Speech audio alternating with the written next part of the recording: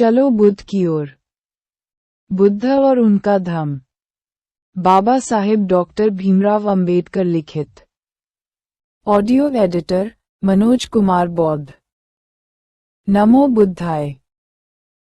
एक प्रश्न मुझसे हमेशा पूछा जाता है कि मैं इतने उच्च स्तर की शिक्षा कैसे प्राप्त कर सका। दूसरा अन्य प्रश्न ये पूछा जाता है कि मेरा झुकाव बौद्ध धम्म की ओर क्यों हुआ। ये प्रश्न इसलिए पूछे जाते हैं क्योंकि मैं अस्पृश्य मानी जाने वाली जाति में पैदा हुआ था।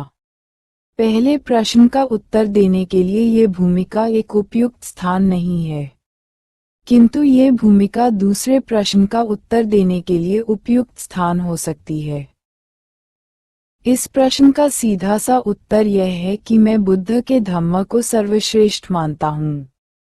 कोई भी अन्य धर्म इसकी तुलना नहीं कर सकता है। यदि विज्ञान को जानने समझने वाले किसी आधुनिक व्यक्ति को कोई धर्म ग्रहण करना हो तो वह धर्म बुद्ध का धम्म ही हो सकता है। मुझ में यह अटूट विश्वास 35 वर्षों से सभी धर्मों के सूक्ष्म अध्ययन के पश्चात दृढ़ हुआ है। बौद्ध धम्म के अध्ययन की और मैं कैसे प्रवृत्त हुआ इसकी एक अलग कहानी है। पाठकों को जानने के लिए ये रोचक हो सकती है। ये सब यूं हुआ। मेरे पिता एक सैनिक अधिकारी थे, किंतु साथ ही साथ वे एक धार्मिक व्यक्ति भी थे। उन्होंने मेरा पालन पोषण अत्यंत कड़े अनुशासन में किया। अल्पायु से ही मैंने अपने पिता के धार्मिक जीवन में कुछ अंतर्विरोध पाए। हालांकि स्वयं उनके पिता रामानंदी थे, किंतु वे कबीरपंथी, अतः वे मूर्ति पूजा में विश्वास नहीं करते थे। वे अपने संबंधित पंथ की पुस्तकें पढ़ते थे। इसके साथ ही साथ वे मुझे एवं मेरे बड़े भाई को, बहनों के लिए एवं कथा सुनने के लिए मेरे घर में एकत्रित होने वाले श्रोताओं के लिए प्रतिदिन सोने से पहले महाभारत तथा रामायण के कुछ अंशों को पढ़ने को बाध्य करते थे। ये सिलसिला कई वर्षों तक चलता रहा। जिस वर्ष मैंने अंग्रेजों के चौथे स्टैंडर्ड की परीक्षा उत्तीर्ण की थी तो मेरे सजातीय लोग मुझे बधाई देने के लिए उस अवसर पर एक सार्वजनिक सभा आयोजित करना चाहते थे। अन्य जातियों में शिक्षा की अवस्था की तुलना करने के लिहाज से जश्न मनाने का यह आयोजन मुश्किल से ही उपयुक्त अवसर था, किंतु आयोजनकर्ताओं ने यह महसूस किया कि उनके समुदाय में इस स्थान तक पहुंचने वाला मैं प्रथम लड़का था। वे अनुमति लेने के लिए मेरे पिताजी के पास गए। मेरे पिताजी ने ये कहते हुए साफ इनकार कर दिया कि इससे तो लड़के का दिमाग सातब आसमान पर चढ़ जाएगा। आखिर उसने सिर्फ एक परीक्षा उत्तीर्ण करने के अलावा किया ही क्या। जो लोग इस अवसर पर उक्त आयोजन करना चाहते थे वे बड़े निराश हुए, किंतु उन्होंने हार नहीं मानी।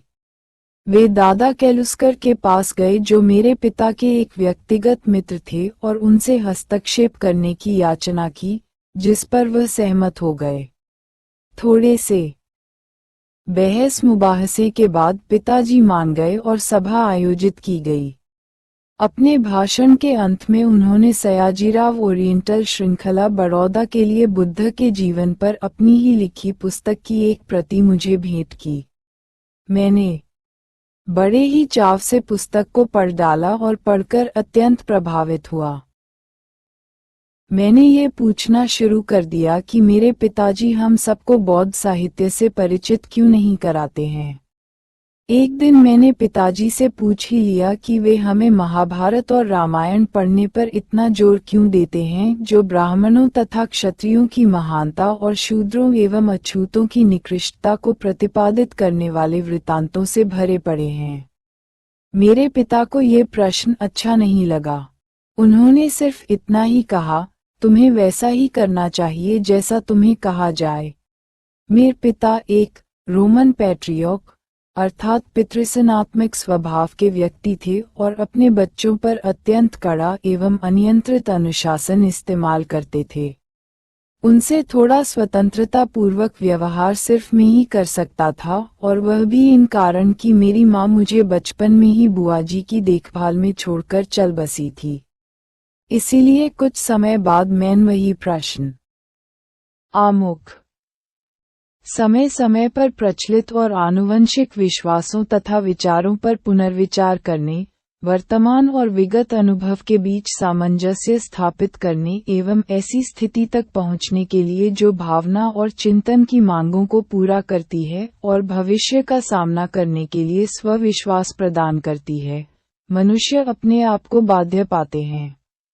यदि वर्तमान दिवस पर व्यवहारिक और सैद्धांतिक दोनों के महत्व को आलोचनात्मक और वैज्ञानिक गवेषणा के विषय के रूप में धर्म ने वर्धमान ध्यान आकर्षित किया है, तो इसका श्रेय दिया जा सकता है क वैज्ञानिक ज्ञान और चिंतन की द्रुतगामी प्रगति, ख इस विषय में गहनतर बौद्धिक रुचि, ग विश्व के सभी भागों में धर्म को सुधारने अथवा पुनर्निर्मित करने अथवा इसके स्थान पर किसी अधिक बुद्धिवादी और वैज्ञानिक या कम अंधविश्वासपूर्ण चिंतन धारा को लाने की व्यापक प्रवृत्ति, और घ उस प्रकार की अतीत की सामाजिक, राजनीतिक और अंतर्राष्ट्रीय घटनाओं के प्रभाव को जिन्होंने धर्म को प्रभावित भी किया है और उससे प्रभावित भी हुई हैं।